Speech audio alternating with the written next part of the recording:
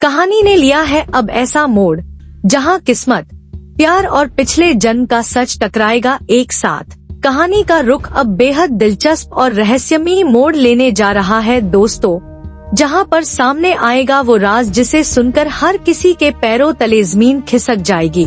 जी हाँ, अब पंडित जी आखिरकार आर्या को बताने वाले हैं कि अनु दरअसल कोई साधारण लड़की नहीं, बल्कि आर्या की पहली पत्नी का ही पुनर्जन्म है।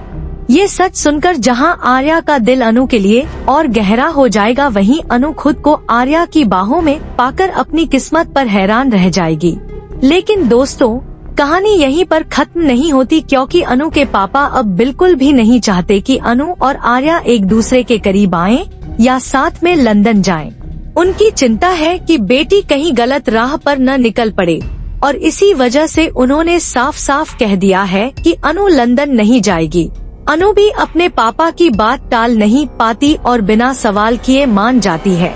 वहीं दूसरी तरफ नील अनु की मां को पूरी तरह इम्प्रेस कर चुका है और घर में एक नया रंग जमा चुका है।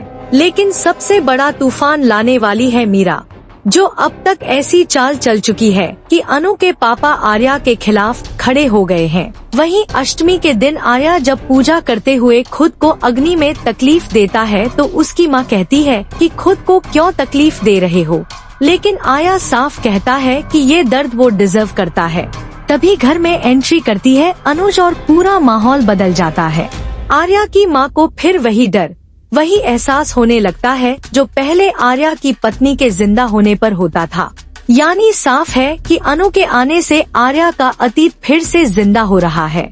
अब ये राज सामने आने वाला है कि अनु कोई और नहीं, बल्कि आर्या की पहली पत्नी का ही पुनर्जन्म है, और ऊपर वाला खुद इन दोनों की जोड़ी बना चुका है।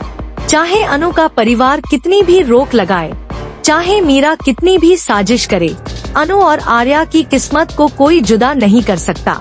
और जब सच का पर्दा हटेगा तो अनु को ये एहसास होगा कि उसका और आर्या का रिश्ता आज का नहीं, बल्कि पिछले जन्म से जुड़ा हुआ है, और इस जन्म में भी उन्हें एक होना ही है।